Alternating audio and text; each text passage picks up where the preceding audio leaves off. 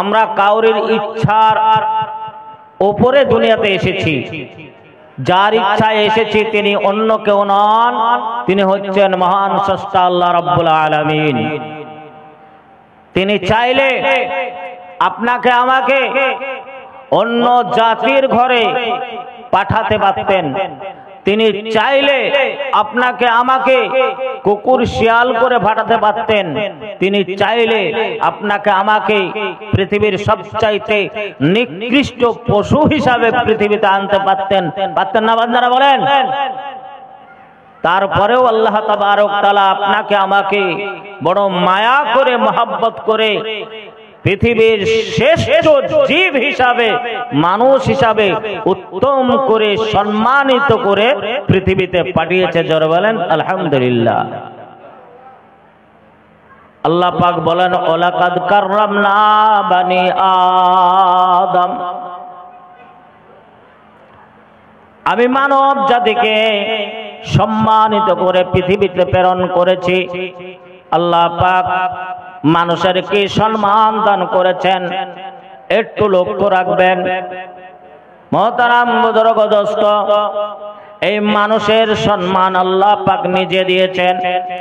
এই মানুষের মধ্যে বাছাই করে আল্লাহ রাব্বুল আলামিন আপনার মতো আমার মতো একজন নবী মুহাম্মদুর রাসূলুল্লাহ সাল্লাল্লাহু আলাইহি ওয়াসাল্লামের উম্মত হিসাবে বাছাই করে পৃথিবীতে পাঠিয়েছেন।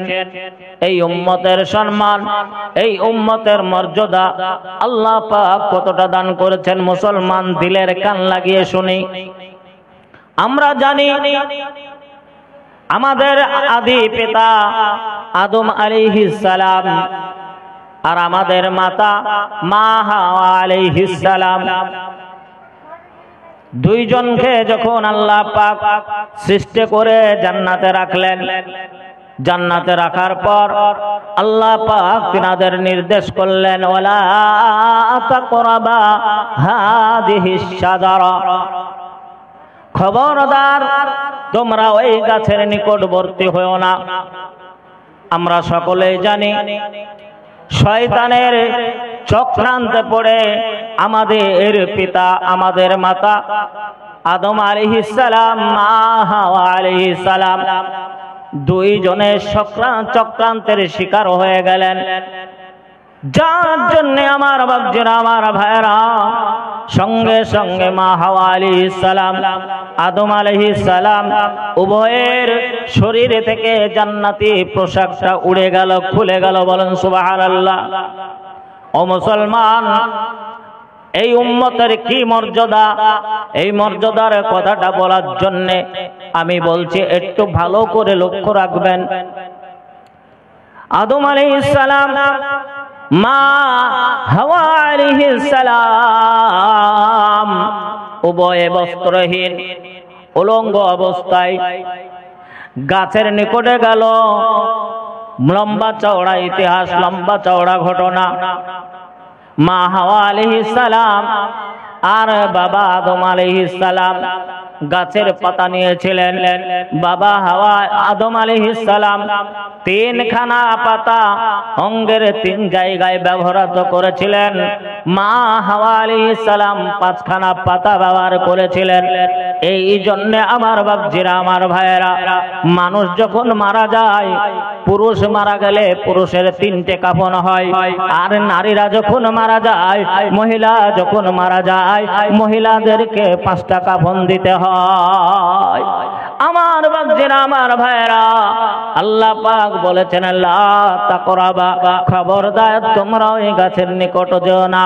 এই কথাটা অমান্য করার জন্য, এই কথাটা মানতে পারেননি, যার জন্য গায়ের পোশাক কেড়ে নিয়েছিলেন। শুধু তাই নয়, গায়ের পোশাক শুধু কেড়ে নিয়েছিলেন না, বরং আল্লাহ রাব্বুল আলামিন নির্দেশ করলো জিবরাইলকে, জিবরাইল আমি বড় মায়া করে, বড় আদর করে, মহব্বত করে আমার আদমকে আমি সৃষ্টি করলাম, হাওয়াকে সৃষ্টি করলাম। দুনিয়ার সর্বপ্রথম মানুষ হিসাবে আমি যাদেরকে জান্নাতে স্থান দান করলাম, আজ তারাই আমার হুকুমের বাধ্য হলো না। এই জন্যে তাদের সাজা স্বরূপ, তাদের প্রায়শ্চিত্ত স্বরূপ শুধু তাদের গায়ের পোশাকটা কেড়ে নেই ক্ষান্ত নয়, বরং এই জান্নাতের মতো নিয়ামত থেকে তাদেরকে বঞ্চিত করতে হবে। আমার জান্নাত পবিত্র, আমার জান্নাত অপবিত্রর স্থান নাই। হাওয়া আলাইহিস সালাম, আদম আলাইহিস সালাম ওই ফল খাওয়ার পরে পেট খারাপ হয়ে গেছিল, যার জন্য তাদের মলদ্বার দিয়ে বিভিন্ন রকমের নোংরা নির্গত হতেছিল। এই জন্য আমার আল্লাহ বলেন আমার জান্নাত পবিত্র, এই নিয়ামত এই জান্নাতে মল ত্যাগ করার জন্য এদেরকে এখানে রাখা যাবে না, বরং যেখানে মল ত্যাগ করার জায়গা সেই জায়গায় আদম আর হাওয়াকে ফেলে দিয়ে এসো। ও মুসলমান, আমার বলার উদ্দেশ্য একটু দিলের কান দিয়ে লক্ষ্য করে শুনবেন। এই উম্মতের এমন মর্যাদা, এই উম্মতের সম্মান আল্লাহ পাক এত বাড়িয়ে দিয়েছেন। একজন নবী, পৃথিবীর সর্বপ্রথম মানব যাকে মান দিয়েছেন, যাকে সম্মান দিয়েছেন, যাকে নবুয়ত দান করেছেন, আল্লাহ পাকের সামান্য একটা অবাধ্য হয়েছিলেন, যার জন্য গায়ের পোশাক খুলে নিয়েছিল, উলঙ্গ করে দিয়েছিল, বস্ত্রহীন হয়ে গেছিল।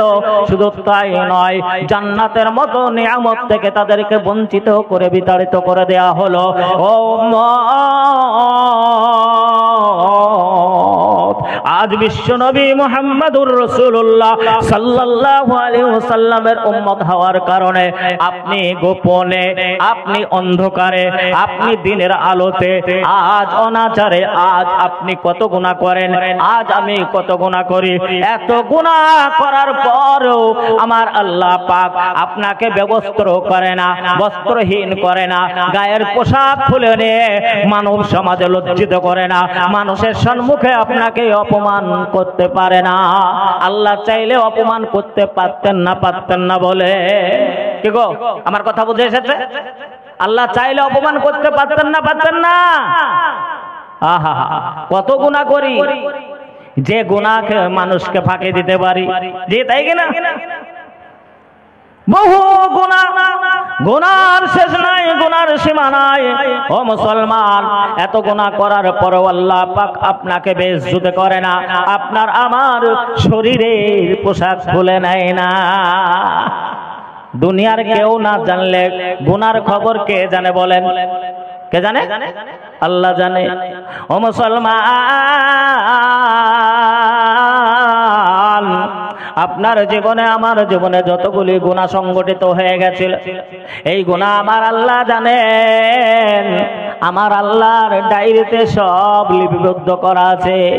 মুসলমান গো, আপনার গুনাহ সম্পর্কে যদি আপনার বাবা জানতে পারত, আপনার মা জানতে পারত, আপনার বিবি জানতে পারত, আপনার সন্তান জানতে পারত, আপনার প্রতিবেশী জানতে পারত, সকলে আপনাকে আমাকে ঘৃণা করত। বাবা আমাকে ঘৃণা করত, মা আমাকে ঘৃণা করত, আমার সন্তান আমাকে ঘৃণা করত, আমার বিবি পর্যন্ত আমাকে ঘৃণা করত, করত কি করত না বলেন? কিন্তু মুসলমান,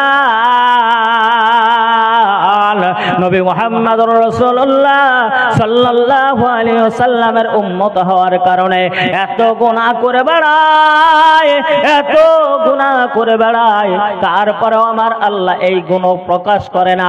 এই গুনাহ প্রকাশ করায় মানব সমাজে আপনাকে আমাকে লজ্জিত করে না। এই সম্মানটুকু শুধু উম্মতে মুহাম্মদী হওয়ার কারণে, বলেন সুবহানাল্লাহ। ও মুসলমান, জান্নাতের মতো দামি জায়গা, সেই জায়গা থেকে বাবা আদম আলাইহিস সালাম, মা হাওয়া আলাইহিস সালামকে আল্লাহ পাক বিতাড়িত করলেন, এই দুনিয়াতে ফেলে দিলেন আল্লাহর অবাধ্য হওয়ার কারণে। কিন্তু মুসলমান, আমরা কত আল্লাহর অবাধ্য হয়। আল্লাহর অবাধ্য হওয়ার পরেও আমার আল্লাহ আপনাকে আমাকে এই দেশ থেকে বিতাড়িত করে না, করে গো? হ্যাঁ, এই দেশ থেকে, বাড়ির থেকে বের করে দেয় না।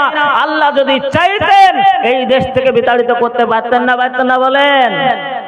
মোদি বাবু, যোগী বাবু ভাবছে যে মুসলমানদেরকে এই ভারত থেকে তাড়াবো, কি গো? ওরা ভাবছে না? এরা ভাবছে তাড়াবো, বহু আইন তারা মানে পার্লামেন্টে পাস করে ফেললো, ওয়াকফ বিল, যেটা নিয়ে জমিয়ত সারা ভারতবর্ষের মুসলমান সব সংগঠন আন্দোলন করলো, বহু রকম আর ভোটাভুটি হলো, তারপরেও জোর করেও পাস করে নিল। কি গো, করলো না? করলো না? জোর করে পাস করে নিয়েছে।